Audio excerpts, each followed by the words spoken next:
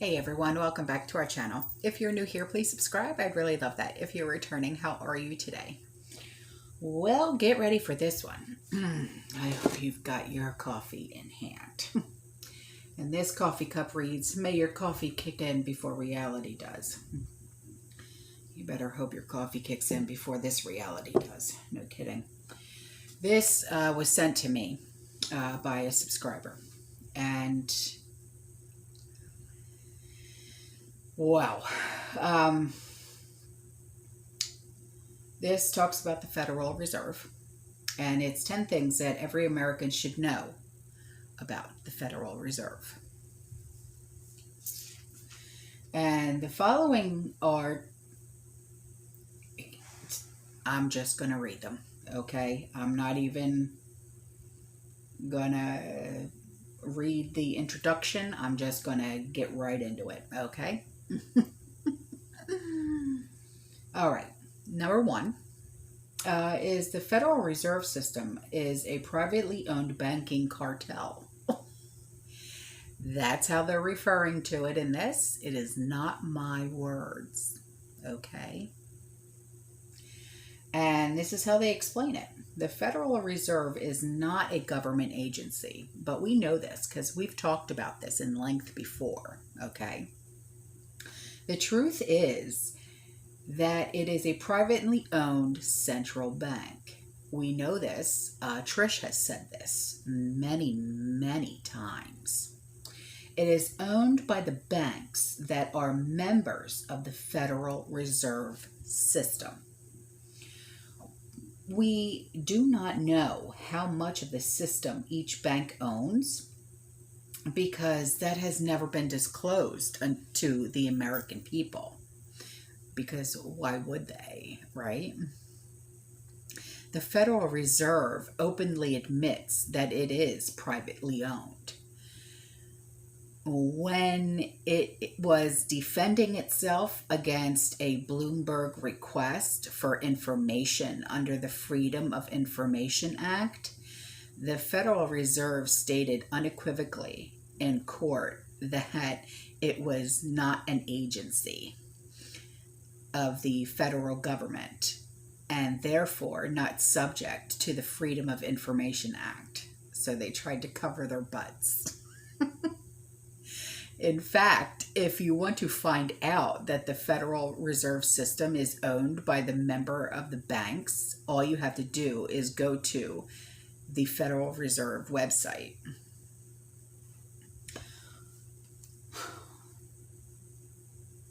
The 12 regional Federal Reserve banks, which were established by Congress as the operating arms of the nation's central banking system, are organized much like private corporations, possibly leading to some confusion about ownership. For example, the reserve banks issue shares of stock to member banks. However, owning reserve bank stock is quite different from owning stock in a private company. The reserve banks are not operated for profit, and ownership of a certain amount of stock is, by law, a condition of membership in the system. The stock may not be sold, traded, or pledged as a security for a loan. Dividends are, by law, 6% per year. Foreign governments and foreign banks do not own significant ownership interests in the member banks that own the Federal Reserve System. So it would be accurate to say that the Federal Reserve is partially foreign owned. But until the exact ownership shares of the Federal Reserve are revealed, we will never know to what extent the Fed is foreign owned. How sweet is that? Now, number two, the Federal Reserve System is a perpetual debt machine. As long as the Federal Reserve System exists, U.S. government debt will continue to go up and up and up. This runs contrary to the conventional wisdom that Democrats and Republicans would have us believe, but unfortunately, it is true. The way our system works, whenever the more money is created, more debt is created as well. For example, whenever the U.S. government wants to spend more money than it takes in, which happens constantly, it has to ask the Federal Reserve for it. The federal government gives U.S. Treasury bonds to the Federal Reserve, and the Federal Reserve gives the U.S. government Federal Reserve notes in return. Usually, this is just done electronically. So where does the Federal Reserve get the Federal Reserve notes? It just creates them out of thin air.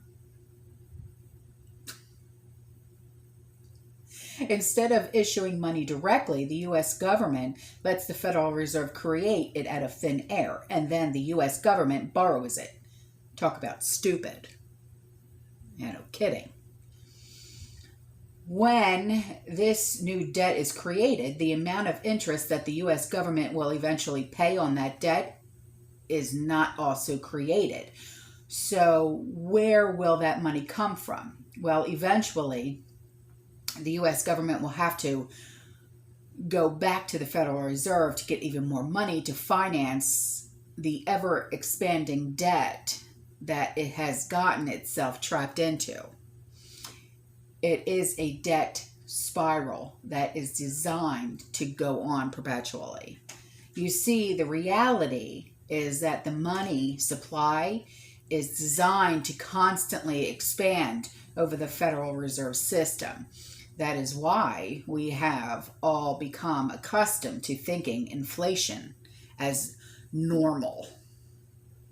There's nothing normal about inflation, especially when it comes to hyperinflation, like what's going on in Venezuela and things like that. I mean, come on. So what does the Federal Reserve do with the U.S. Treasury bonds that it gets from the U.S. government? Well, it sells them off to others. There are lots of people out there that have made a ton of money by holding U.S. government debt. In fiscal 2011, the U.S. government paid out $454 billion just in interest on the national debt. This is actually making me sick.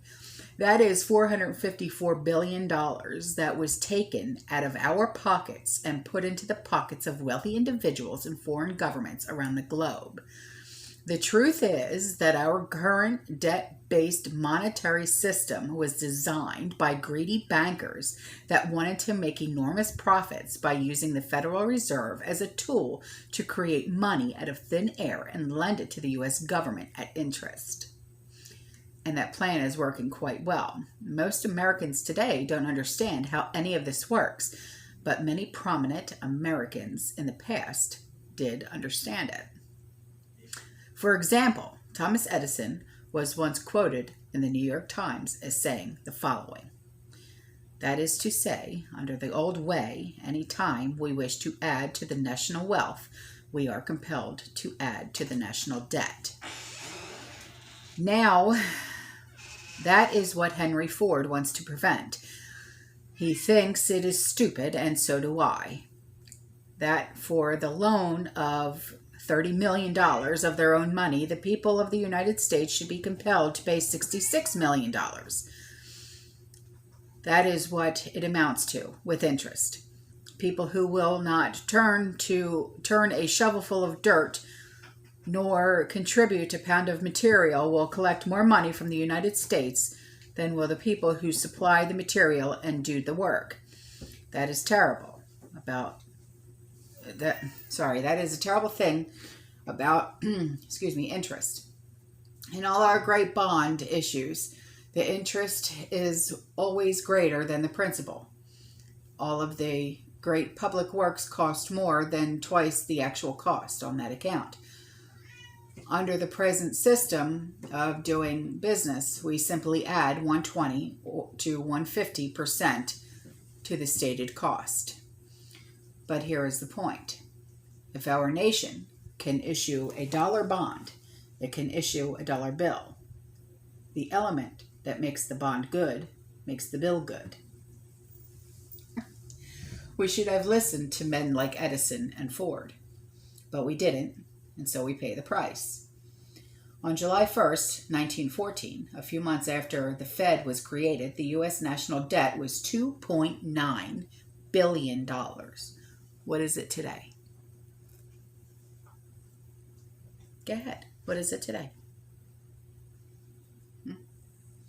Today, it is more than 5,000 times larger. Yes, the perpetual debt machine is working quite well, and most Americans do not even realize what is happening. Because think about it. Do you actually realize what's really going on? No.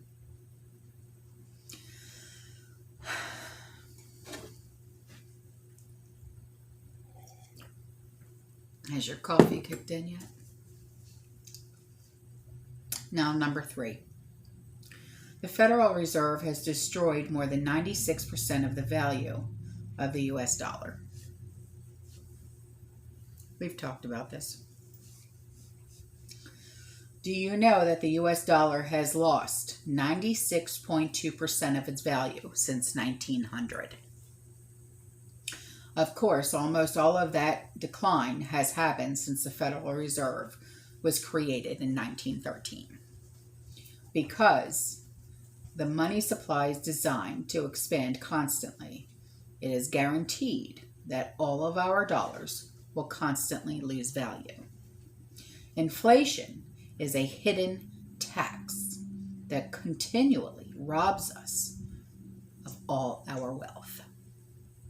The Federal Reserve always says that it is committed to controlling inflation, but then never seems to work out so well. And current Federal Reserve Chairman Ben Bernanke, Bernanke, says that it is actually a good thing to have a little bit of inflation.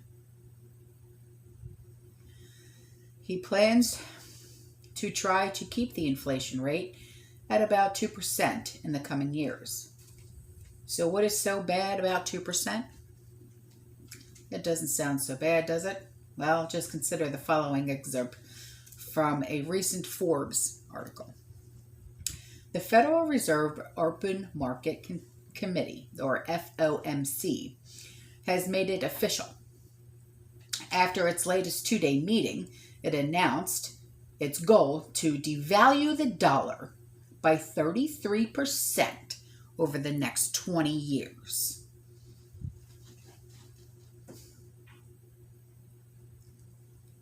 The debauch of the dollar will be given greater if the Fed exceeds its goal of a 2% per year increase in the price level. 33%.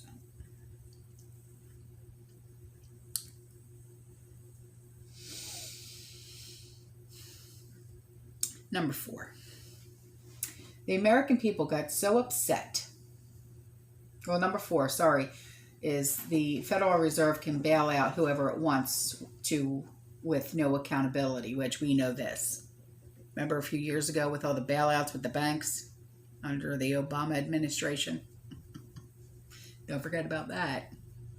Now, the American people got so upset with the bailouts that Congress gave to the Wall Street banks.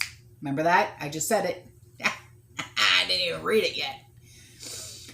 And the big automakers. But did you know that the biggest bailouts of all were given out by the Federal Reserve?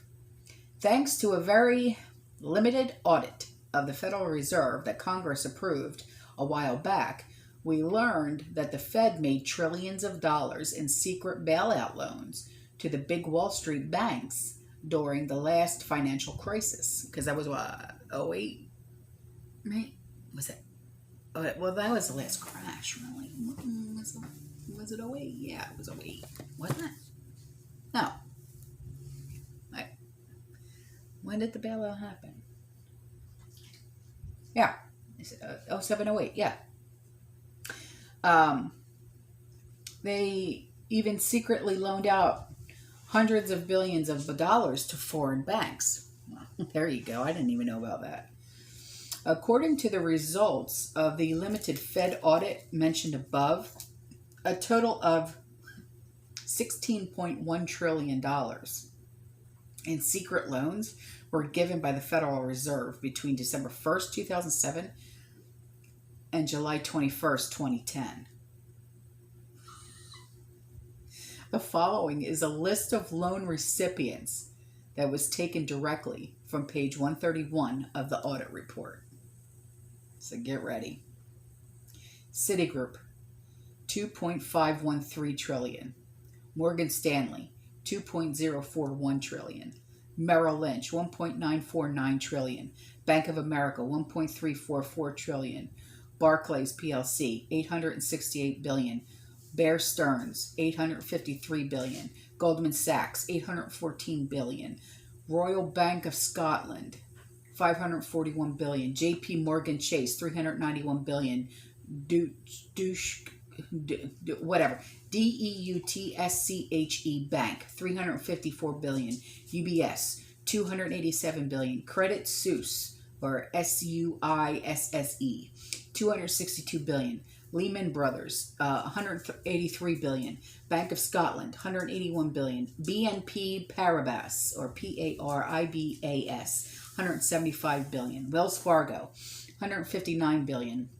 Dexia, or DEXIA, $159 billion. Wachovia, $142 billion. Dresdner Bank, DRESDNER Bank, $135 billion. Society General, $124 billion. All other borrowers, so this is just like an etc. miscellaneous, $2.639 trillion. So why haven't we heard more about this? This is scandalous. Yeah, you're telling me. In addition, it turns out that the Fed paid enormous sums of money to the big Wall Street banks to help administer these nearly interest-free loans. Son of a bitch. Not only did the Federal Reserve give $16.1 trillion in nearly interest-free loans to the too big to fail banks, the Fed also paid them over $600 million to help run the emergency lending program. According to the GAO, the Federal Reserve shelled out an astounding $659.4 million in fees to the very financial institutions which caused the financial crisis in the first place. Does reading that make you angry? It should. Well, yeah, hell it does. I mean, seriously, what? Wow, man. All right, so number 5 is the Federal Reserve is paying banks not to lend money. Well, there's a flippin' surprise. Did you know that the Federal Reserve is actually paying banks not to make loans? It is true. Section 128 of the Emergency Economic Stabilization Act of 2008 allows the Federal Reserve to pay interest on excess reserves that the U.S. banks park at the Fed. So the banks can just send their cash to the Fed and watch the money come rolling in risk-free. There you go. So how many banks are taking advantage of this? You tell me. Just check out the chart below. The amount of excess reserves parked at the Fed has gone from nearly nothing to about $1.5 trillion since 2008. I can't put this... yeah, I can't. I can't put this chart at the end of the video, so I'm going to hold it up for you, if you can see it. Is it clearing up? Probably not. I will try and leave this article in the description box below. I don't know how I'm going to do it because it was a download. So I don't know how I'm going to do it. But I will try my hardest, okay? So if I can't, don't come for me, please. Because everybody wants to, give me a link. I don't always have a link. Okay. But shouldn't the banks be lending the money to us so that we can start businesses and buy homes? You would think that's how it's supposed to work. Unfortunately, the Federal Reserve is not working for us. Well, no joke. The Federal Reserve is working for the big banks. Sadly, most Americans have no idea what's really going on. Another example is that this is the government debt carry trade. Here's how it works. The Federal Reserve lends gigantic piles of nearly interest-free cash to the big Wall Street banks, and in turn, those banks use the money to buy up huge amounts of government debt. Since the return on government debt is higher, the banks are able to make large profits very easily and with very little risk. The scam was also explained in a recent article in The Guardian. I can't get to that article, but consider this. We pretend that banks are private businesses that should be allowed to run their own affairs, but they are the biggest scroungers of public money of our time. Banks are lent vast sums of money by central banks at near zero interest. They lend that money to us or back to the government at higher rates and rank in the difference by the billion. They don't even have to make clever investments to make huge profits. That's true. Like, consider, like, when's the last time you bought a car, like at the car dealership, right? What was your interest rate? When you bought your house, what's your interest rate on your loan? Think about it. Seriously. That's how they make their money. It's crazy. That is a pretty good little scam that they've got going on. Wouldn't you say? Well, yeah, sure, of course it is. Like, okay. When you buy a house, all right, and you're making your payments, and you're making your payments, and you're like, it feels like I've been making these payments forever. And you look at what is owed left on your house. Nothing, it's not going down. It's going on, right? You don't actually start to see anything go towards that principal until you're like 15, 16 years into that 30-year mortgage. Think about it. You have to literally be halfway there in order to see a lot of that start to go towards the principal. Unless, you can make extra payments and put it right towards the principal. I mean, because otherwise it seems like it never goes down. Same thing with credit cards. Never ever just do the minimum payment because it'll never go down. That's how they make their money. Okay. Now, number 6 is the Federal Reserve creates artificial economic bubbles that are extremely damaging. By allowing a centralized authority, such as the Federal Reserve, to dictate interest rates, it creates an environment where financial bubbles can be created very easily. Over the past several decades, we have seen bubble after bubble, which is like right now we have a housing bubble, okay? That's what they're trying to explain here, is bubbles. Most of these have been the result of the Federal Reserve keeping interest rates artificially low. If the free market had been setting interest rates at the same time, things would have never gotten so far out of hand. For example, the housing crash of 2008, if you remember that was an atrocity. Like, I remember my house that I have right now. We were in the red. We owed more than what it was worth. And we built our house. This is without a joke. We built our house for $72,000. And we owed more than what it was worth in 2008. So imagine that. Okay? So let that sink in. Our house wasn't even worth $72,000 in 2008. And we had just built this house in 2004. So within 4 years, this house wasn't worth anything. Okay? That's just an example to you on how bad the 2008 housing crash really, really, truly was. Okay. So, for example, the housing crash would have never been so horrific if the Federal Reserve had not created such ideal conditions for a housing bubble in the first place.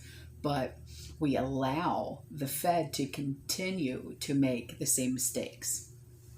Right now, the Federal Reserve continues to set interest rates much, much lower than they should be. This is causing a tremendous misallocation of economic resources, and there will be massive consequences for that down the line, which is true. Like, say you go and you buy a house and the interest rates are, like, say you get like a 5% interest rate, okay? And then they say, the banks say, oh, the interest rates are so low, refinance. You can get interest rates at 2%, 3%. And they're like, oh. This is what it's talking about, okay? Now,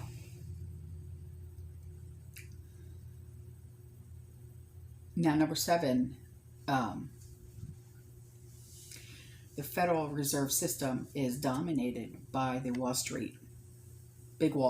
Wall Street banks.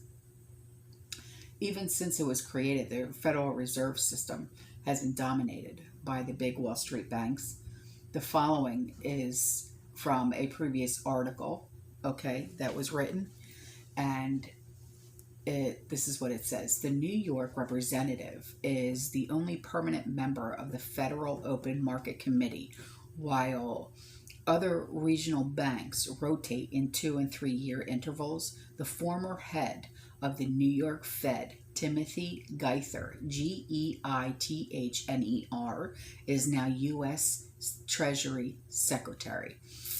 The truth is that the Federal Reserve Bank of New York has always been the most important of the regional Fed banks by far, and in turn, the Federal Reserve Bank of New York has always been dominated by Wall Street and the major New York banks. So, number 8, I mean, this is just getting deeper and deeper and deeper. It's insane. It really, truly is.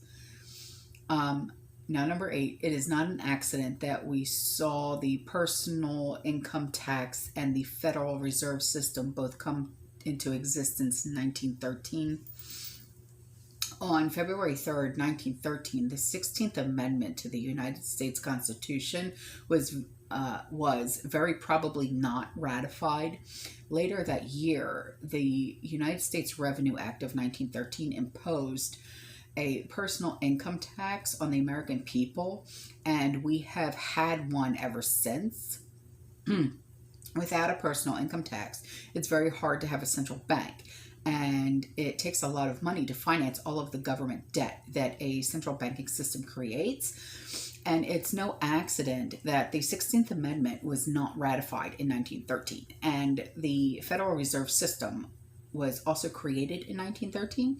They have a symbiotic relationship, and they are designed to work together. We could fill Congress with people that are committed to ending this oppressive system, but so far we have chosen not to do that.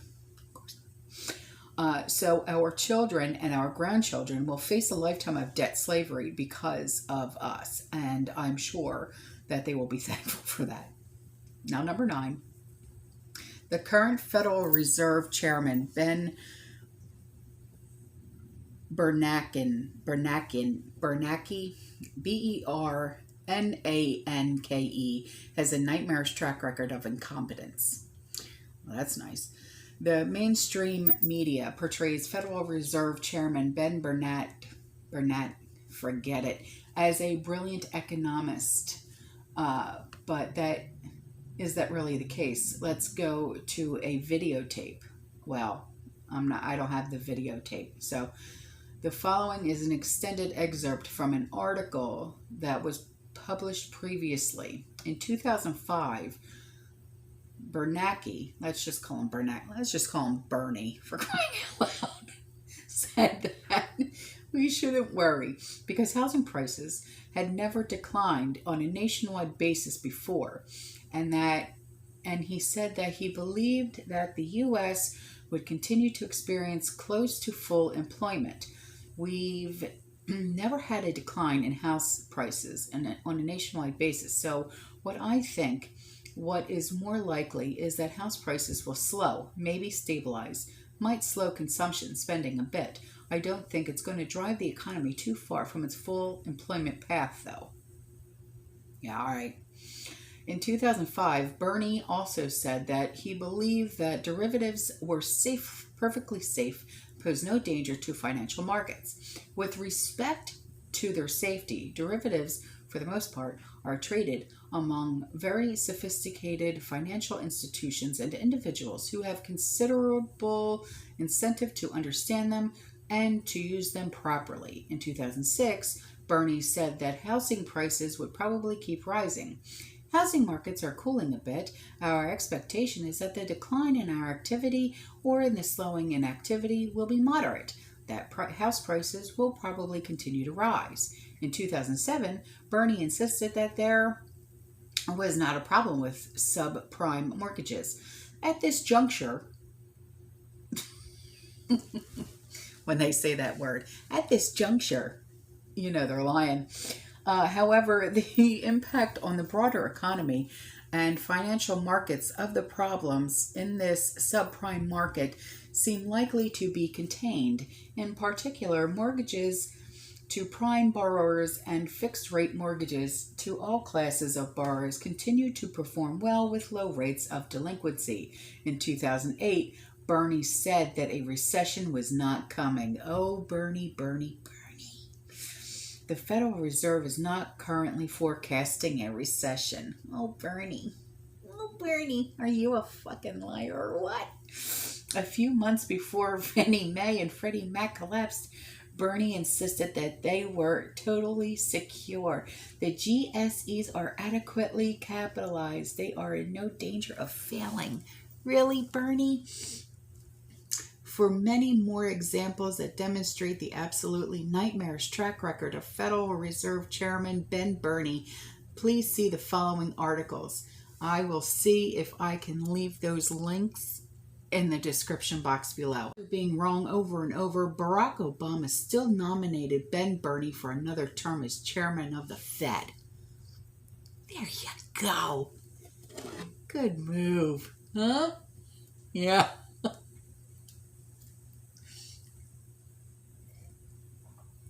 It's like an old saying that we used to have in high school. Good call, asshole. And then, number 10. Oh, Lord. The Federal Reserve has become way too powerful. The Federal Reserve is the most undemocratic institution in America. The Federal Reserve has become so powerful that it is now known as the fourth branch of government. But there are less checks and balances on the Fed than there are on the other three branches. The Federal Reserve runs the U.S. economy, but it is not accountable to the American people. Because we didn't know that, did we? No. Okay.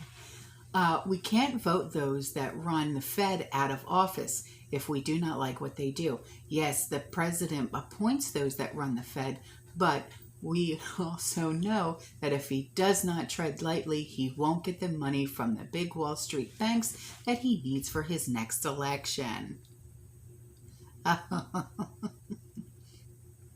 Thankfully, there are a few members of Congress that are complaining about how much power the Fed has. For example, Ron Paul once told MSNBC that he believes that the Federal Reserve is now actually more powerful than Congress.